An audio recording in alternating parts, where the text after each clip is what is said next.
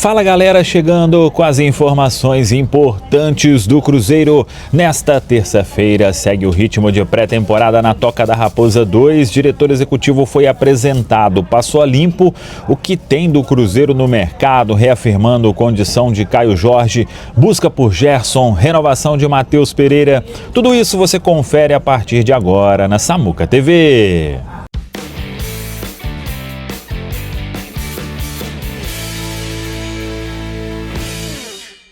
Vamos lá pessoal, antes aquele pedido sempre importante para você deixar o like, é só clicar aí no joinha, você vai curtir o vídeo. Você que ainda não é inscrito aqui na Samuca TV, faça a inscrição. Na sequência, ative o sininho para não perder nenhum conteúdo. Vamos juntos com as quentes do dia. Todo mundo tá me vendo aí sem a marca registrada, meus óculos. Tive um pequeno probleminha aí com uma das hastes. Agora, só quando voltar ao Brasil que vamos resolver essa questão aí. Então, vamos aí com esse novo visual aqui na Samuca TV.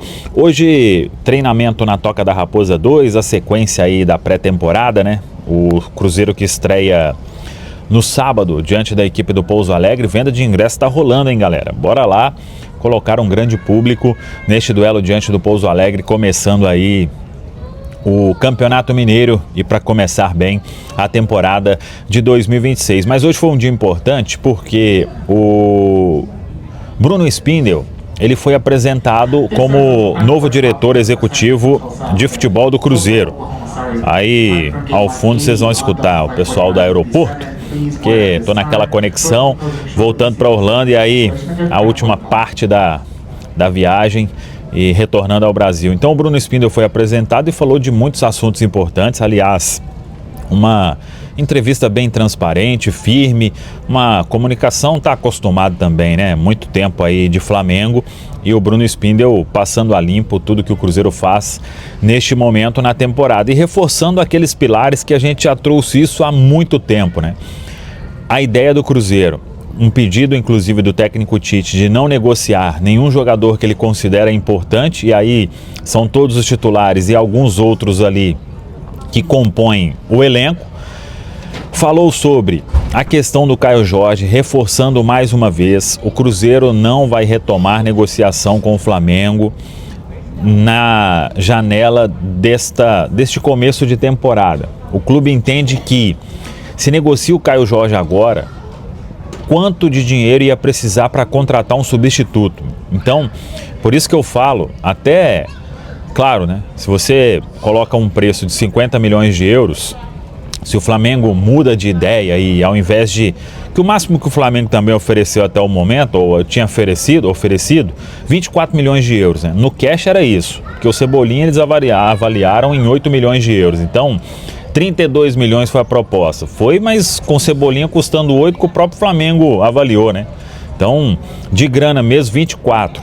Se o Flamengo fizesse uma outra oferta aí, colocando mais 26 milhões, chegando nos 50, aí acho que não tinha como segurar o negócio depois de tudo que foi falado, né? Mas pouco provável disso acontecer.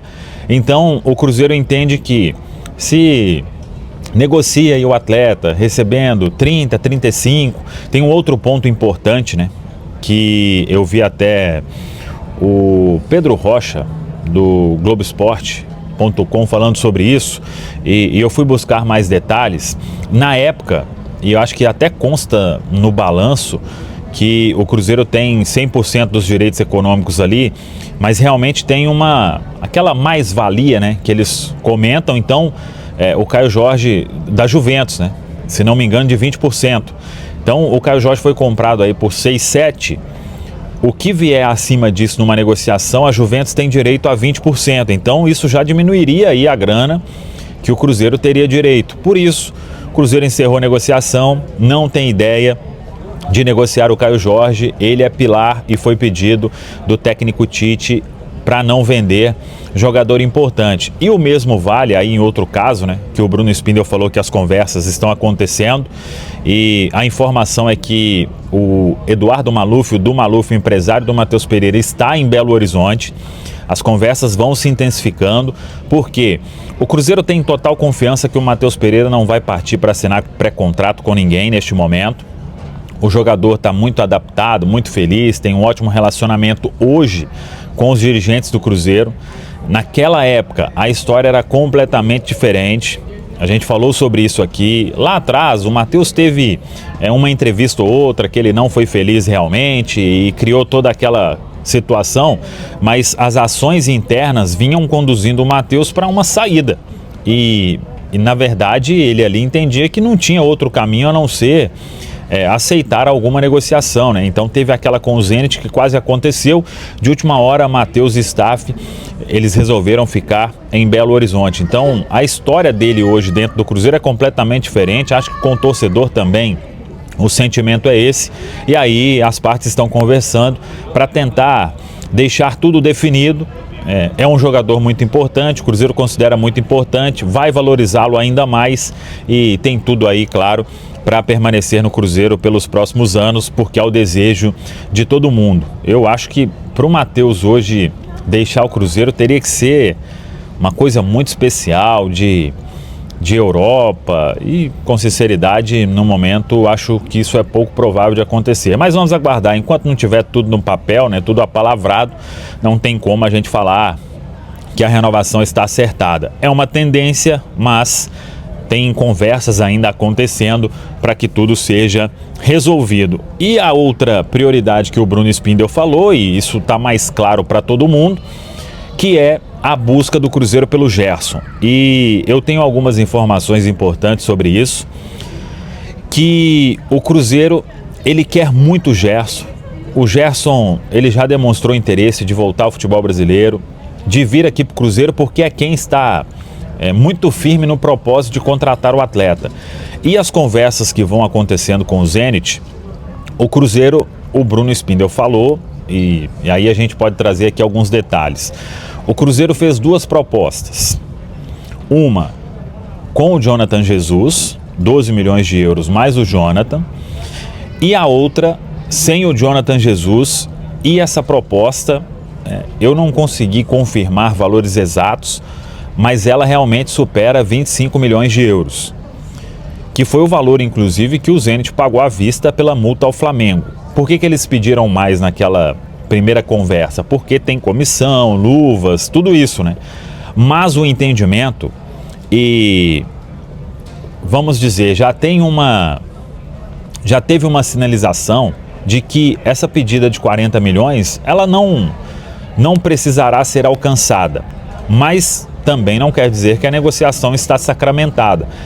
A informação que a gente tem é que essa outra proposta, sem o Jonathan, ela não foi recusada ainda pelo clube russo. Então, o Cruzeiro aguarda, fez uma baita proposta realmente, aí claro, né, teria que ver a condição de pagamento à vista, isso praticamente impensável, impossível não, porque a gente sabe o que tem aí o Pedro Lourenço de grana, né? Mas então o Cruzeiro está nessas duas frentes e tudo que foi falado hoje bateu com o que a gente trouxe ontem, né? Aqui nas quentes do dia. Então agora o que é o passo importante? É aguardar se o Zenit vai responder de forma negativa a essa proposta, que eu considero surpreendente, porque o Cruzeiro entende que o Jonathan Jesus, ele pode se valorizar e valer muito mais do que isso. O Cruzeiro estava para pagar aí numa operação 10 milhões de euros, né, no Vitão, né? Com um combo ali, se o João Marcelo fosse para lá e o Inter não quisesse, o Cruzeiro complementaria com mais 3 milhões. Então, o Cruzeiro tem o seguinte pensamento: se colocar o Jonathan na negociação, o clube terá que ir ao mercado e vai gastar uma grana importante. Então, ao invés de fazer isso, tem o Jonathan na toca. Se ele conseguir o Cruzeiro convencer os russos, o Jonathan ficaria, pagaria apenas a compensação, apenas modo de falar, né, gente? Pagaria aí a compensação de mais de 25 milhões de euros. Até acredito que seja esse valor que foi divulgado mesmo aí pelos colegas da ESPN, também pelo Vene Casagrande, de 27 milhões de euros. Então, o Cruzeiro, ele está disposto às duas coisas. Hoje, o entendimento, pelo que a gente conversou com algumas pessoas, se o Zenit topar essa proposta sem o Jonathan, o cenário é melhor para o Cruzeiro, porque aí vai trabalhar para valorizar o Jonathan e é um jogador que a comissão técnica vem gostando dos trabalhos, né, do dia a dia e do potencial do atleta. Agora, tem outro ponto, que eu acho que para a negociação ser finalizada mesmo, a inclusão do Jonathan será um ponto importante, porque é um atleta que o Zenit quer muito. Então, acho que o Cruzeiro vai ficar nesse dilema aí. E o Zenit lá do outro lado, né? Pensando, não, por dinheiro tem que ser mais. Somente por dinheiro. Se incluir o jogador, aí pode ser uma equação menor. A de 12 mais o Jonathan, essa aí está descartada. Se incluir o Jonathan no processo, eu acredito que o Cruzeiro vai ter que subir alguns milhões de euros aí nessa oferta de 12 milhões. Mais de 15, eu diria. Então, é acompanhar, galera. É uma negociação que não será fácil. Vejo muita gente falando aí, vai ser anunciado tal dia. Claro que se você tiver uma resposta positiva, colocar tudo no papel, você vai anunciar o mais rápido possível, né? Mas eu estou aguardando aí os próximos passos disso. O fato é que essa proposta que o Cruzeiro fez por último demonstra que o Cruzeiro quer muito o Gerson e vai aí até mais para frente tentando a contratação do jogador. Eu já penso aí por um outro lado também, né? O Gerson, depois de 6 meses, o Zenit tem a chance de receber até mais do que ele pagou na multa ao Flamengo. Vai ter uma outra chance dessa, véio? Talvez seja esse o dilema vivido pelos russos neste momento, mas vamos acompanhar. Tendo qualquer novidade, a gente traz aqui na Samuca TV. Valeu, pessoal. Um abraço. Até a próxima. Vamos que vamos.